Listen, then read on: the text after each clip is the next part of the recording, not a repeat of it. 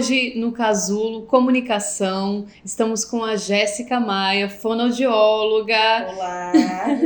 Um prazer te receber, seja Muito muito obrigada. bem-vinda. Um prazer é todo meu, Josi. Obrigada. E você também que chegou aí agora, que clicou nesse vídeo, é para assistir até o fim, porque aqui tem muita coisa boa, informação interessante e importante para você. E adivinha só o que vai ser o nosso tema de hoje? Um tema muito importante dessa série que a gente vem falando sobre o desenvolvimento da comunicação infantil. E nós vamos falar sobre um transtorno que é a apraxia da fala na infância. É um transtorno, né, bem complexo, né, Jéssica? Que nós vamos abordar muitos assuntos que envolvem ele, que englobam ele, mas que vocês vão ter com certeza muito conhecimento e muitas dicas de como lidar com essa situação. Você que tem aí em casa uma criança nesse processo aí, né, de desenvolvimento, né, da fala. Vou falar um pouquinho agora da formação da Jéssica, né, que ela é fonoaudióloga formada pela Universidade de Fortaleza, Unifor, e atua na área do desenvolvimento infantil, da fala e da linguagem já há 7 anos aí atuando na área. Uma profissional, uma grande profissional aqui de Fortaleza que vem hoje para o mundo trazer um pouquinho do conhecimento dela, que a gente tem certeza que esse vídeo vai alcançar muitas famílias, muitas pessoas que precisam dessa informação. Seja bem-vindo e agora eu quero falar para você que está com a fala aí aberta para você se identificar para esse pessoal aí que está nos vendo. Olá, primeiramente, né? Boa noite. Agradecer a Josi pelo convite, né? E falar um pouquinho das informações para as pessoas conhecerem, né? Como você mesmo disse, é um transtorno um pouco complexo, né? Que é confundido, né? Com outras questões dentro do desenvolvimento da linguagem e precisa ter um olhar, né? Ter a vivência, ver o que a família traz pra gente, né?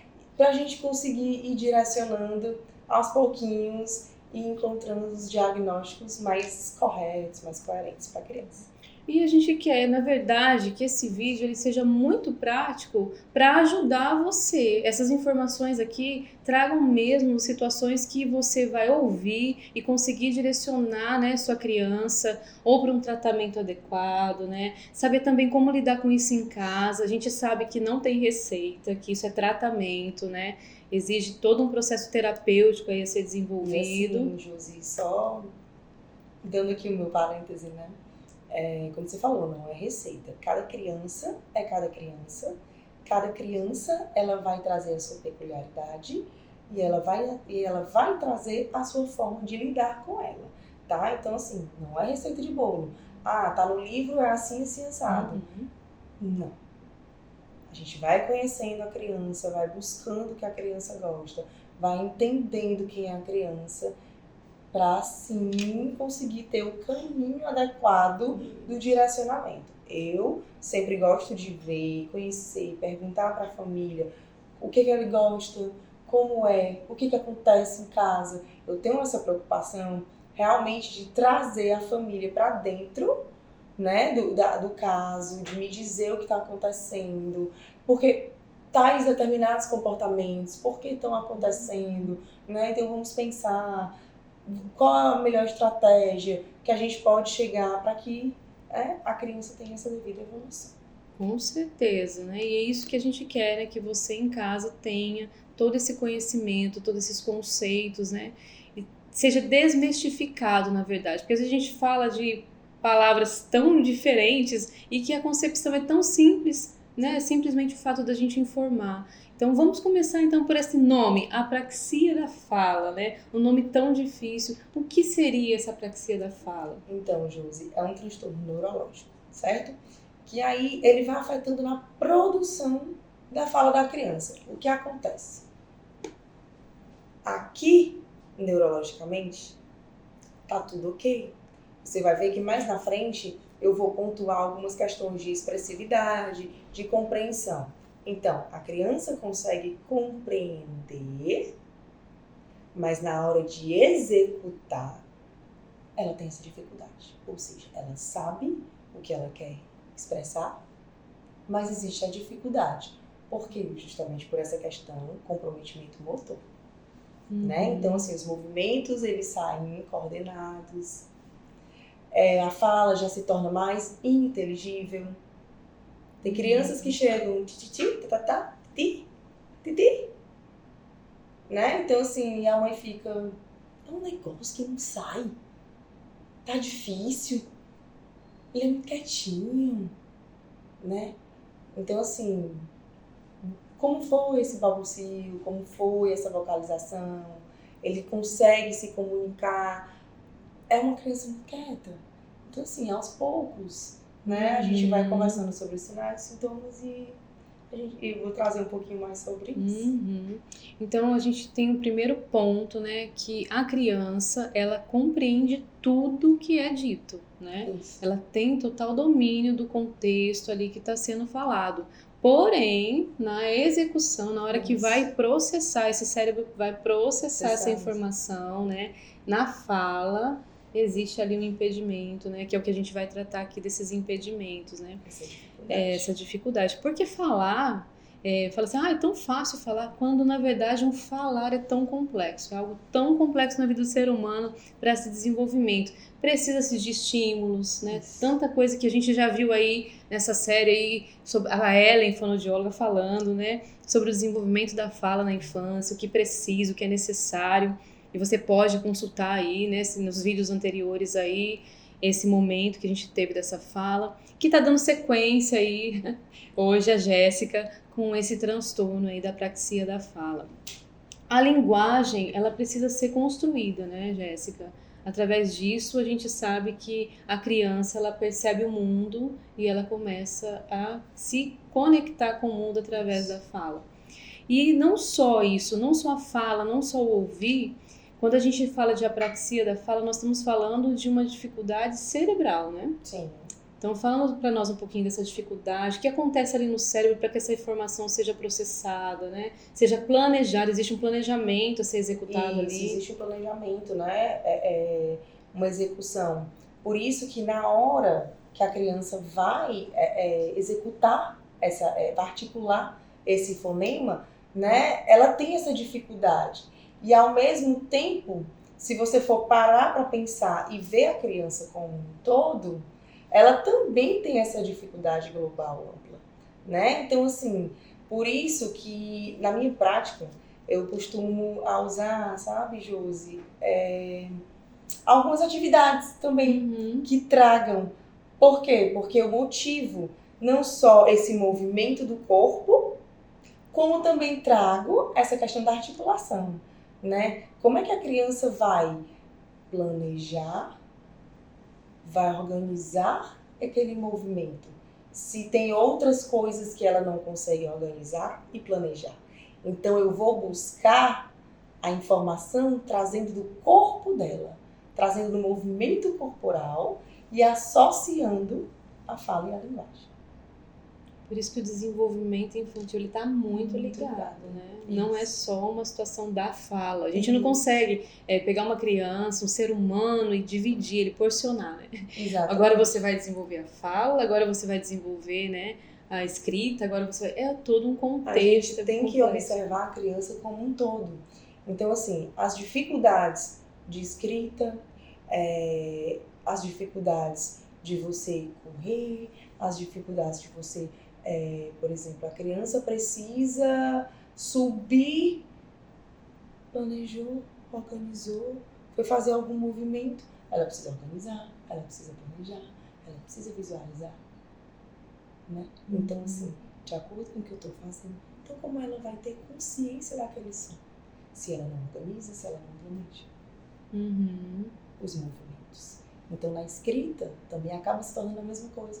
Como é que eu vou trazer para a letra A? Eu tenho que lembrar que eu vou subir, descer e depois passar um traço no meio, né? Então, assim, isso é organização e planejamento. Se o próprio meu corpo não tem essa organização e planejamento, fica difícil também eu trazer esses exercícios para a criança, né? E que ela consiga desenvolver. Então, nessa parte, eu já puxo um pouquinho para terapia ocupacional, né? Do movimento amplo. Por isso que eu sempre digo, psicologia, fonoaudiologia, terapia ocupacional, todas elas estão ligadas. E a gente não faz só a fonoaudiologia acontecer. Tudo perpassa, né? Então, assim, a gente não consegue fazer um trabalho se eu não tiver o conhecimento e entender que ali, bem ali, tem uma dificuldade. E ela tá lá no comecinho. Ela tá lá na base. Então, assim, para eu conseguir acessar, eu preciso vir da base. Se aquela criança não tem aquela base, eu preciso voltar, começar ali, para depois ir desenvolvendo. Aí você já está fazendo o tratamento dessa praxia, ou para realmente identificar se você é uma dificuldade simplesmente de organização ali, exatamente. que faltou. Exatamente. Então, assim, por isso, Josi, que o diagnóstico ele é tão complexo. Porque, às vezes, é um atraso só. Às vezes, é uma questão morfológica só, anatômica. Entendeu? Entendi. Então, assim, às vezes, é uma questão mesmo só de motricidade oral. Uhum. Então, precisa conhecer, entender quais são os estágios que realmente essa linguagem está. Qual foi o momento que aquela criança começou a se desenvolver? Quais foram aquelas fases, né? Observar se realmente aquela criança está cronologicamente dentro daquela fase, né? Então, assim, elas acabam se atrasando muito, né? Dentro desse desenvolvimento. Então, quando você olha, você percebe, eu digo, tem alguma coisa aqui atrasada. Então, eu tenho que voltar para a base. Aí, às vezes, a mãe questiona, mas ele não consegue fazer esse R. Geralmente, o som, né, que mais se demora é o som do R, o R vibrante. Ele diz, ele não consegue vibrar a língua. Justamente, porque tem essa dificuldade. Essa dificuldade lá na base, uma dificuldadezinha motora nesse processo. Falando desse R vibrante aí, que as mães perguntam muito, principalmente na escola, eu que estou ali atuando na instituição também, até que idade que a gente vê que a criança tem que ter adquirido o R vibrante, né? Então, assim, até 5 anos, 6 anos, ela já tem que estar falando. Caso não, procura uma ajuda de um fono. Porque possivelmente tem alguma estrutura ali nessa base. Mas é a apraxia de fala? Pode não ser. Pode só ser essa dificuldade ampla motora global. Entendeu? Pode ter alguma coisa realmente atrasada.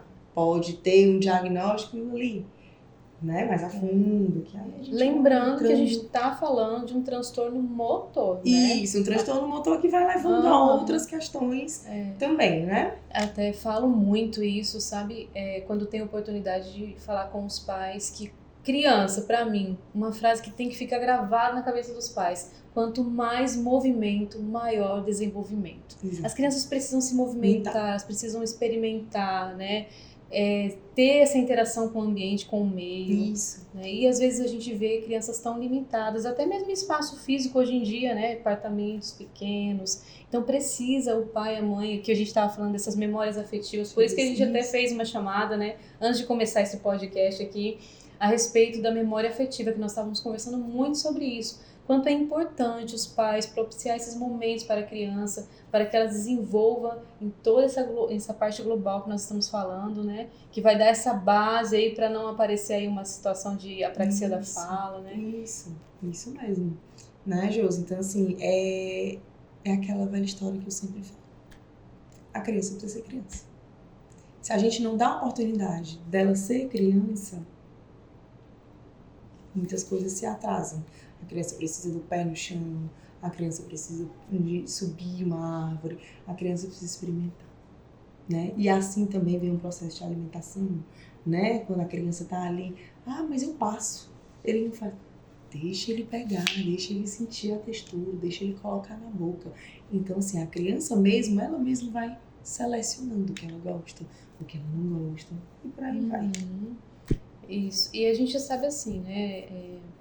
Lógico que eu tenho uma concepção, né? Não como você formada, mas a gente lida com isso e tenta sempre estar se atualizando na questão de todos os transtornos, para a gente poder também saber identificar e direcionar, né, o tratamento aí, a avaliação, né, da fono. Que para que ocorra a fala, a gente tem um processo que ele acontece, que é essa questão da linguagem, a criança saber os conceitos das coisas, saber nomear as coisas, né? Ouvir bem, saber que esse processo ele acontece bem, ele escuta bem, processa esses sons, né? Identifica os sons, né? Isso. E aí tem o planejamento desses sons, ele sabe tudo isso e na hora dele executar essa função, ali tem uma falha que é onde acontece aí a apraxia, né? E a gente também tem uma linha ali muito tênue com relação à apraxia e a questão também do atraso motor na fala, né? Fala um pouquinho para nós aí, Jéssica, sobre essa situação que é tão linear e tão difícil, né, profissionalmente falando, da gente poder ver essas questões aí na criança. Isso. Logo mais à frente, vocês vão conseguir, né, ver que a criança apráxica, ela também tem algumas dificuldades escolares, certo? E a gente consegue perceber justamente por essa questão de processamento, né? Processamento do som. Como é que aquela criança está compreendendo aquele som, né? Como é que está chegando, né? Então, assim, acontece muito na troca. A troca, consciência fonológica, ela está tendo consciência daquele som. Ela pode até conseguir programar em algum momento. Em alguma situação, em algum contexto, aquela criança vai conseguir programar aquela palavra. Mas vai ter alguma outra situação que ela vai ter uma troca, né? Então, eu tenho, por exemplo, uma criança que ela consegue, tia, a pipoca. Daqui a pouco ela pode estar olhando para mim e estar dizendo, pipoca. Né? Então, assim, será que ela tem essa consciência desse som? Uhum. Então, precisa ser trabalhado bastante essa consciência do som, juntamente com esses movimentos motores, para que a criança entenda, para que a criança associe uma coisa à outra. Como é que eu produzo? Então, eu tenho que dar uma pista visual, que a gente chama visual, tátil e sinestésica. Para a criança sentir, para a criança ouvir. Escuta aqui. Tá vibrando. Trabalha a percepção dela, né? E assim vem o aditivo. Percepção auditiva. E aí depois a gente começa com o bombardeio de palavras. Auditivamente. Palavras ao mesmo tempo. Para que a criança vá conseguindo perceber. É um trabalho fácil? Não. É um trabalho rápido? Não. Mas e aí? Existe a consciência da criança. Então depende muito mais da criança, de como ela está entendendo, de como ela está processando, né? Então, assim, às vezes vai demorar um pouquinho. Então, assim, geralmente eu gosto de usar o quê? Um espelho. Para que ela se observe. Isso, para que ela se observe. Para que ela veja o movimento. Isso, então vai eu e você. Ontem mesmo eu estava fazendo uma atividade com uma criança. E essa criança, ela é apráxica. Então ela olhava pro espelho. Começa com O. Muito bem, começa com O. Né? Então, assim, às vezes a criança tem dificuldade de saber. Urso, o O, U, I, E, né? Então, assim, tem essa distância porque eles se parecem muito na hora de você começar, você falar, né? I, E. Tem a troca, né? Então, vem as trocas de sons e a criança não percebe. Às vezes a criança não percebe. Ela tem que ter um raciocínio, ela tem que ter uma maturidade para ela entender que ela está percebendo. E ela, às vezes, demora. Às vezes, demora. É uma percepção muito afinada, né? Isso. E às vezes a criança está justamente perdida nesse processo, né? Exatamente. Então, ela entender, então, acaba usando o espelho, acaba usando o antigestos, que é um material que tem a boquinha, como articula, além de eu estar aqui fazendo, eu estou mostrando, visualizando, visual para que ela entenda. Olha o som, eu sempre peço, qual é o som que a letrinha faz, para que ela vá associando e entendendo. E, né, então, assim, eu tenho crianças que ela, hoje essa criança que eu tenho, hoje ele já tem uma percepção melhor, né, que ele olha pra mim e tenta falar a palavra de novo. Porque ele já entende que eu vou falar assim, né? Eu brinco com eles que eu digo assim, não entendi, né? Então, assim, para que eles realmente trabalhem, tragam essa consciência do som. Opa, eu errei. A tia não entendeu, então acho que eu errei, né? Então, para, respira, fala de novo. Né? Então, assim, quando você começa a perceber que a criança está fazendo isso, ela está tendo consciência daquele som. E que ela percebeu que ela não falou correto. É aí que começa esse processo de aprendizado. De aprendizado, exatamente. E a gente fala muito com relação assim, aos pais, descer na altura da criança para falar com ela nesse momento, nessa fase que ele está adquirindo, né? A fase da escrita, da fala. Isso é muito importante para que ele observe, né? Na verdade, Josi, essa questão dos profissionais, dos pais, quem que seja da família, ou algum conhecido, professor, é importante que a criança, que você esteja na altura da criança. Até nos momentos mesmo que a criança está um pouco assim, com questões de comportamento, né? Sim. Você precisa que ela escute você. E trazer ela para si, Trazê-la para si. Olha, eu tô combinando algo com você. Vamos fazer assim? Tá tudo bem para você? Né? E conversar com ela é uma coisa que eu uso muito, combinados, né? Com as minhas crianças, eu baixo até a altura delas e combino. Ah, mas eu quero pulo agora, tia. Tudo bem. 4 pulos, depois a gente senta e a gente faz a atividade. Combinado? Combinado. Né? Algumas querem mudar um pouquinho o caminho e a gente vai, tem, né? A gente vai assim no pensamento deles, né? E assim a gente vai construindo o processo terapêutico. E fala assim um pouquinho para nós como que é construído, né, esse diagnóstico. Quem que dá esse diagnóstico? É o fonoaudiólogo? É o neuropediatra? Como que é a construção, né, desse diagnóstico da apraxia? Pronto. Tanto o fono quanto o neuropediatra, eles podem dar esse diagnóstico, né? A gente se ajuda, né, dentro dessa construção do diagnóstico. Pelo fato de ser neurológico e de ser um diagnóstico fonoaudiológico, né? Então a gente tem essa competência para observar, porque às vezes o neuro já viu, mas eu ainda acho que não pode ser algo morfológico, pode ser algo do desenvolvimento. Vamos ver aqui um pouquinho mais, porque ele é de difícil acesso e nem todo mundo tem esse refinamento, né? De ver e dizer, não, realmente, não pode ser aqui. Né? Então, construindo a prática, às vezes a percepção ela é mais rápida. Entendi. Né? Então, assim, é em conjunto. A gente vai nesse conjunto. E muitos neuros, eu acho que até mesmo antes de dar, né, esse diagnóstico já encaminha para um fono, uma avaliação, faz essa troca, né, com o profissional. Justo, faz a troca com o profissional, porque às vezes já desconfio. Até falo um pouquinho para a mãe, né? Mas vamos lá fazer uma sessão de fono pra gente ver o que o fono traz pra gente, né?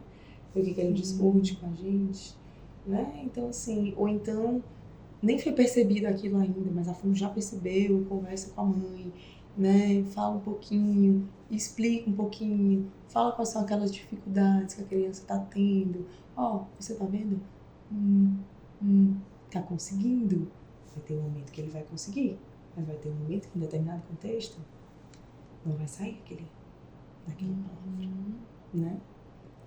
Eu acho, assim, uma área, né, fazendo um adendo aí, é magnífica você ver essa construção da fala, né, e toda essa paciência que a fono tem, né, de observar, de construir junto com a criança a articulação.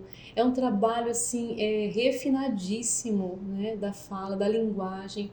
E sou fã do trabalho de vocês. Acho um trabalho sensacional e de fundamental importância para o mundo, porque a gente não consegue ser ser humano sem a comunicação, né? Isso. Seja ela a forma que for, por sinais, por fala, né? Então eu acho isso fundamental. Se todos nós pudéssemos passar pela fono, né, para poder refinar a nossa linguagem, seria muito importante, né? Você de casa aí, que tem a oportunidade hoje de ter, né, a Jéssica aqui com a gente, a Jéssica Maia, fonoaudióloga, falando um pouquinho para nós sobre a apraxia na fala, na infância, né? E a gente pode dar o diagnóstico dessa apraxia a partir de que idade? Josi, às vezes as crianças chegam muito pequenininhas, sabe? E assim, quando elas estão muito pequenininhas, vem tititi, tá, tá, tá. Às vezes com 3 anos, a gente já consegue perceber. Às vezes não. Tem criança que a gente consegue perceber já pela estrutura de motricidade oral. Já começa, poucas palavras, mais quietinha, né? Então, assim, precisa dar essa construção. Mas com os 3 anos ali, a gente já começa a perceber, né? Que tem uma estrutura. Tá. Tenta falar, tenta se expressar. A fala muito ininteligível, né? E a mãe diz, eu não entendo nada. Ele fala, não entendo nada. Ou tem uma linguagem própria que é só a família entende. Se entrar outra pessoa ali no círculo familiar, já não vai conseguir entender o que a criança quer dizer, né? Exatamente. Então, assim, eu geralmente, com 3 anos, eu não gosto muito de comentar, não. Porque existe um atraso, existe outras possibilidades dentro, né, desse diagnóstico. Então, assim, com os 4 anos, 5 anos, já tem uma percepção... a gente já consegue perceber, né, um pouco melhor. E aí, sim. E eu tenho certeza que todos nós que estamos escutando essa fala, estamos tendo consciência de como ela é complexa, muito complexa, como ela perpassa ali a questão, né, do desenvolvimento motor, né, observar esse atraso. Gente, é muito próximo, né, Sim. as situações uma da outra, tem que ter uma delicadeza e um refinamento muito grande profissional para você detectar isso. E a gente sabe que as crianças nessa faixa etária de 3 anos tem muita oscilação ainda, né? Na aquisição da fala. É justamente por essa questão de oscilação. Às vezes, com 3 anos, a gente consegue perceber. Mas, assim, será que realmente é? Será que tá no desenvolvimento?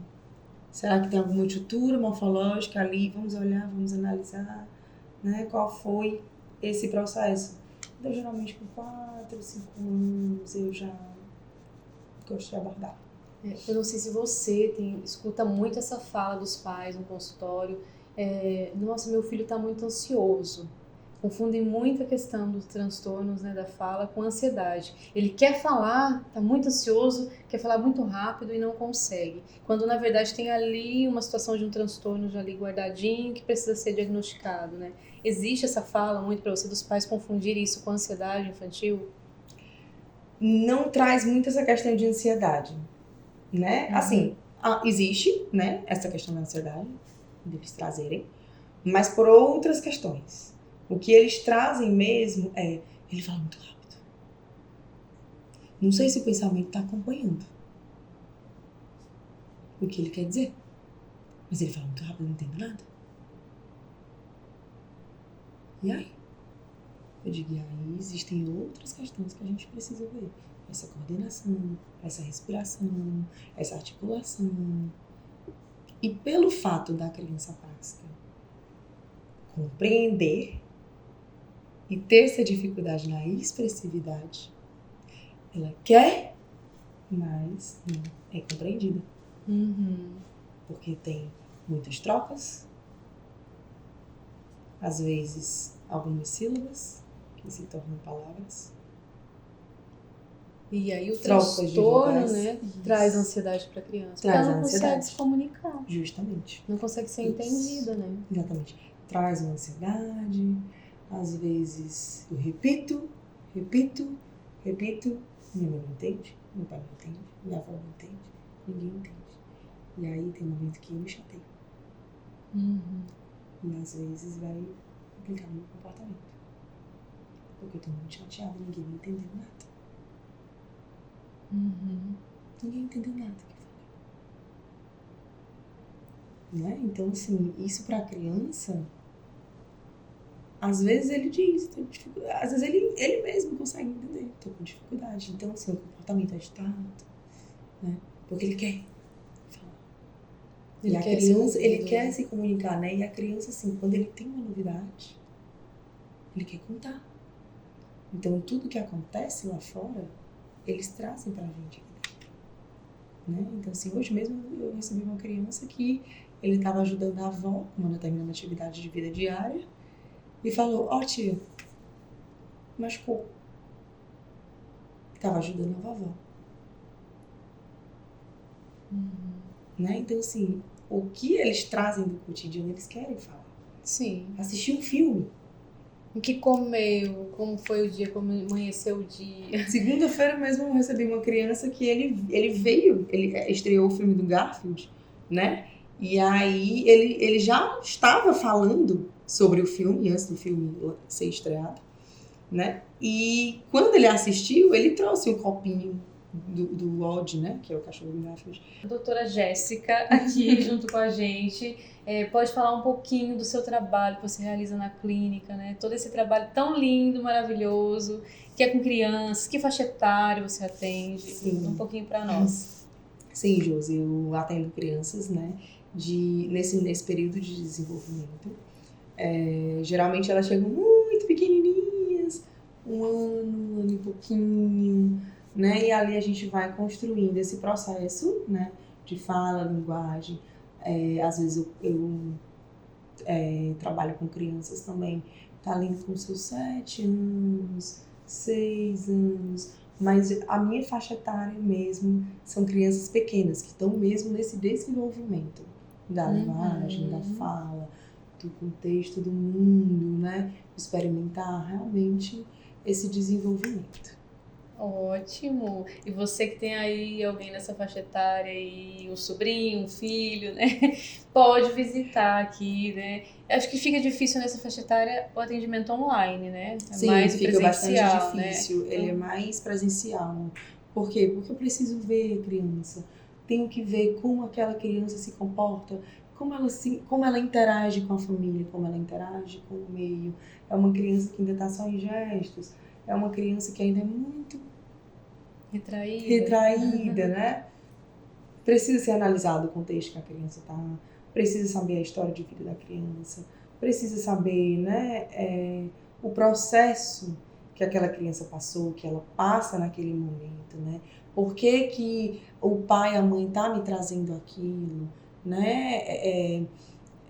Determinado comportamento, por que está influenciando a fala, por que está influenciando, né? E assim a gente vai fazendo as determinadas condutas e orientações. Às vezes, ela não vai nem no consultório, mas se eu conversar com a mãe, eu já consigo orientar, eu já consigo resolver alguma coisa, né? Então, assim, tudo vai da orientação. Faça assim, faça assim. Vamos tentar aqui, vamos tentar por esse caminho. Vamos tentar ver, né?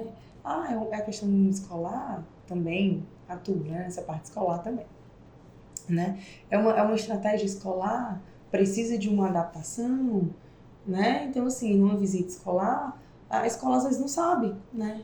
Lidar, tem alguma coisa ali que não tá legal para desenvolver o raciocínio da criança, por exemplo. Vamos tentar fazer assim, assim, assim. Vamos ver se por esse lado aqui, né? Eu faço assim, assim, assim, com ele. Vamos tentar. Se melhorar, ótimo. Né? Então a gente vai por essas vertentes e a gente vai vendo quais as necessidades da criança, né? Da criança e da família. Porque a gente não atende a criança, a gente atende a família. Com certeza. Ainda mais uma criança tão pequena, assim, que precisa do direcionamento adulto para tudo, né? E a evolução, eu costumo dizer que ela não é só minha, não é só da criança. Mas a evolução é nossa. O ganho é geral. O ganho é geral. É da mãe, é do pai, né? É minha de estar ali percebendo e conseguindo orientar. É da criança que está ali se esforçando para aprender, para conseguir. Né? Então, assim, o ganho é de todos. Quando a criança vem, eu costumo dizer que ela é assim, quando ela vem para mim, é como se fosse uma plantinha crescendo, né? Então, ela vem pequenininha, uma semente. E a semente eu preciso que ela germine. Então, ela vai nesse processo. para que realmente aquela plantinha vire uma árvore, dê vários frutos e ela colhe daqueles próprios frutos. Então, assim, não fui só eu. Fui eu, foi a psicóloga, foi a teóloga, foi a família. Né? É uma equipe É em uma volta equipe, daquela criança. é uma equipe, pra desenvolver. né? E eu costumo dizer que o quê? Não são só os profissionais. Os pais precisam estar integrados dentro da terapia. Porque, como eu disse, a gente não atende a criança, a gente atende a família como um todo. A criança, a mãe, o pai. Qual a dificuldade que aquela mãe está tendo com aquela criança? Qual a dificuldade que o pai está tendo com a criança? Né? Então, assim, a gente vai, toda a equipe, ajustar juntos naquele processo. É isso mesmo. E isso é muito bom de se ver, né? Eu falo que todos os profissionais que trabalham com criança é um privilégio muito grande, porque trabalhar com essa fase, né? Tem que ter um amor muito grande por eles, porque eles dão mesmo trabalho para nós, mas um trabalho muito sadio, isso, que muito gostoso. E é um trabalho que é prazeroso. Que é prazeroso. Né? É muito prazeroso de ver. Eu particularmente sou assim, eu amo ver aquele sorriso, amo conversar com eles, perguntar. Gosto muito de saber o que veio no final de semana, o que teve, o que foi. Realmente, qual é a novidade, né? Porque, assim, isso estimula a criança.